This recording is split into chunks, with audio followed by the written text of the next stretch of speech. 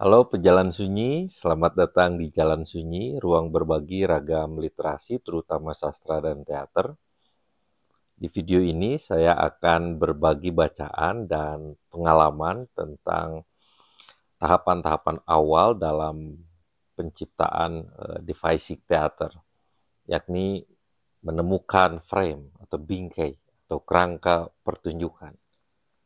Sebelum menyimak pembahasannya, dukung channel ini dengan like, subscribe, komen, dan share video ini.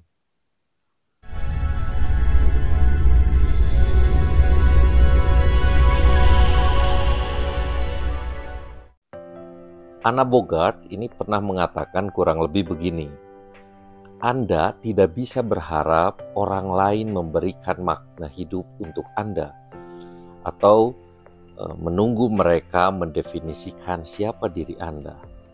Anda perlu menciptakan makna itu sendiri dengan usaha dan ketekunan. Membuat hidup bermakna butuh kerja keras dan komitmen, dan justru usaha untuk mencapainya itulah yang menjadi inti dari makna hidup. Devising teater berarti Anda mungkin tidak selalu memiliki latar waktu atau tempat yang pasti untuk pertunjukan Anda. Jika karya Anda tidak berfokus pada pengembangan cerita, ya, dengan misalnya tokoh atau karakter yang mengikuti alur tertentu, Anda dihadapkan pada pilihan berbeda untuk menyajikan ide-ide Anda di atas panggung. Framing atau pembingkaian adalah proses membuat pilihan kreatif tentang dunia pertunjukan Anda untuk menonjolkan tema utama dan membantu audiens atau penonton lebih memahami gagasan yang Anda angkat. Ini bisa diibaratkan seperti membingkai gambar. Dengan memberi batas-batas yang jelas di pinggir gambar, Anda mengatakan, ini yang ingin aku tunjukkan padamu. Nah, saat Anda memilih tempat untuk menggantungkan gambar, berarti Anda juga memutuskan bagaimana orang lain melihatnya. Jadi semacam inilah perspektif yang ingin aku berikan padamu. Dalam merancang pertunjukan, prosesnya juga serupa, ya. Anda perlu menemukan frame atau bingkai atau konsep yang tepat untuk menampung dan memperjelas gagasan Anda agar dapat menyampaikan dengan baik kepada audiens apa yang ingin Anda sampaikan. Ada beberapa elemen yang dapat membantu menyusun pertunjukan Anda, dan di sini akan dibahas hanya dua elemen utama, yakni pemanggungannya dan desain pertunjukan. Sebagai tim, mungkin kita sering mengalami perdebatan terus-menerus, ya, tentang kapan framing atau pembingkaian sebenarnya terjadi dalam proses kreatif. Dalam banyak kasus, pembingkaian ini terjadi lebih awal sebagai perkembangan alami dari pemilihan pertanyaan yang ingin dieksplorasi.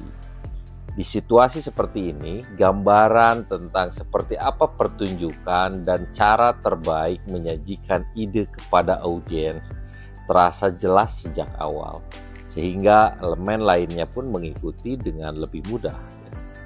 Namun ada kalanya juga kita harus mulai dengan menciptakan materi atau kisah terlebih dahulu sebagai respon terhadap pertanyaan awal.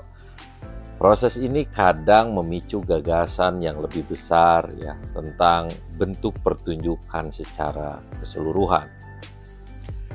Jika Anda merasa belum siap untuk membuat keputusan yang besar, ya, tentang framing karya Anda, jangan terlalu dipaksakan.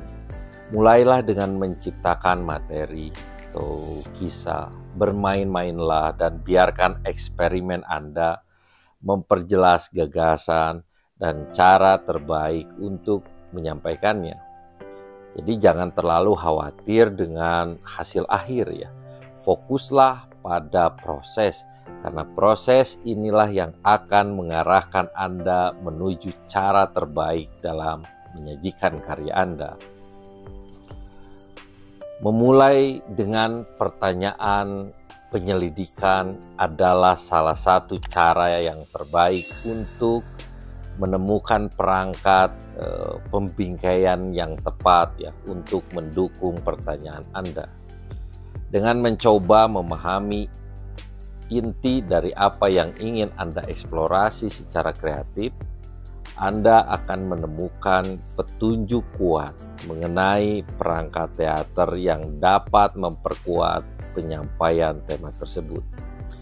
Misalnya, jika Anda membuat pertunjukan tentang perjalanan, Anda bisa mempertimbangkan cara-cara untuk menghadirkan nuansa perjalanan dalam pementasan Anda. Apakah Anda misalnya lebih menarik jika penonton berperan aktif seolah mengikuti perjalanan tersebut daripada sekadar duduk menyaksikan semuanya? Izinkan diri Anda ini terinspirasi oleh tema yang Anda pilih dan jelajahi banyak pilihan yang ditawarkannya. Hal ini akan membuka peluang untuk menciptakan pengalaman yang lebih mendalam dan bermakna bagi audiens, serta meningkatkan kesan yang lebih kuat bagi semua yang terlibat.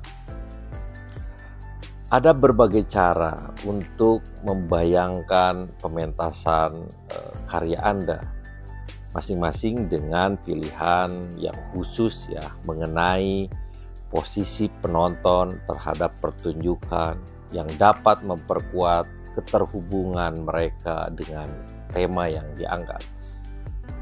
Berikut adalah beberapa pilihan pementasan yang umum ya dari segi pemanggungan. Yang pertama adalah panggung prosenium.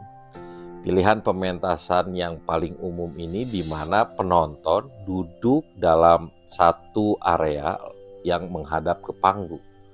Lalu ada juga stage traverse ya, atau penonton duduk di kedua sisi ya, sisi panggung dengan ruang pertunjukannya di tengah. Ini kayak catwalk, panggung catwalk, menciptakan interaksi yang lebih seimbang. Ada juga truss stage atau penonton duduk di tiga sisi panggung yang memanjang keluar sehingga meningkatkan keintiman dengan aksi di panggung. Jadi bentuk panggungnya ini menjorok ke depan begitu ya. Lalu ada panggung berbentuk arena ya, lingkaran. Penonton duduk di keempat sisi panggung yang ditempatkan panggungnya di tengah ya. Ini menciptakan suasana lebih dekat ya di sekitarnya. Lalu ada juga teater promenade ya. Penonton berjalan, berkeliling dan mengikuti aksi yang berpindah-pindah tempat, memberikan pengalaman interaktif. Ada juga teater site spesifik ya. Pertunjukan dirancang khusus untuk dipentaskan di tempat tertentu. Biasanya bukan di gedung pertunjukan ya. Ini untuk memperkuat tema yang terkait dengan situs atau dengan lokasi tersebut. Ada juga intimate theater, pertunjukan yang dirancang untuk audiens yang sangat terbatas, seringkali 1 atau 2 orang ya. Ini untuk menciptakan pengalaman personal. Ada juga teater durasional ya, durational theater, pertunjukan yang berlangsung dalam jangka waktu yang lebih lama dan penonton bisa tetap berada di sana sepanjang waktu atau mau masuk atau keluar ya sesuai keinginan. Ada juga teater imersi. Penonton diberi peran di dalam pertunjukan lalu berinteraksi langsung dengan aksinya ya, sehingga mereka merasa menjadi bagian dari cerita. Memilih bentuk pertunjukan yang sesuai ini dapat meningkatkan dampak emosional dan pengalaman audiens terhadap tema dari karya Anda. Selanjutnya adalah desain pertunjukan. Desain dalam pertunjukan ini mencakup semua elemen yang dapat dilihat dan juga dirasakan oleh penonton. Melalui desain ini, penonton dapat memahami konsep dan makna cerita lewat tampilan visual dan suasana yang diciptakan. Kita selalu mempertimbangkan desain sejak awal proses agar terasa sebagai bagian penting dari karya, bukan sekadar tambahan di akhir ya, bukan pelengkap. Elemen desain ini meliputi tata panggung, pencahayaan, kostum, serta objek atau material lain yang ada di ruang pertunjukan. Dalam proses kreatif, penciptaan gagasan desain ini didasarkan setidaknya pada 3 faktor utama. Yang pertama adalah terkait maknanya, artinya apa yang ingin kita sampaikan melalui karya ini. Lingkungan seperti apa yang ingin kita ciptakan? Apa pesan yang ingin kita komunikasikan? Lalu yang kedua adalah konteks. Di mana kita akan mengadakan pertunjukan ini? Apa yang terjadi di dunia saat ini yang mungkin memengaruhi pembuatan pertunjukan ini? Yang ketiga adalah sumbernya. Apa yang dapat kita lakukan dengan sumber daya yang tersedia? Apa yang bisa kita capai dengan anggaran yang ada? Apakah ada material atau alat yang bisa kita pinjam dari orang-orang yang kita kenal? Desain pertunjukan sebenarnya melibatkan pengambilan keputusan yang jelas dan koheren ya. Di setiap objek atau material, baik yang besar maupun yang kecil yang Anda tempatkan di atas panggung dapat memengaruhi cara penonton menikmati pertunjukan. Misalnya keputusan untuk menampilkan pertunjukan misalnya di klub malam misalnya, lalu menempatkan penonton dalam formasi yang melingkar ya, atau bahkan memilih kostum warna merah atau biru atau warna tertentu. Setiap pilihan estetika ini berkaitan dengan proses menciptakan makna yang lebih besar dan akan memengaruhi cara penonton memahami dan merespon materi yang ditampilkan. Di pembahasan video sebelumnya ya, saya telah membahas bagaimana ide-ide utama itu dirancang ya, dikoleksi, lalu dipilih ya. Lalu juga bagaimana ide itu dapat mendorong Anda ya untuk mempertimbangkan desain tertentu dari karya Anda.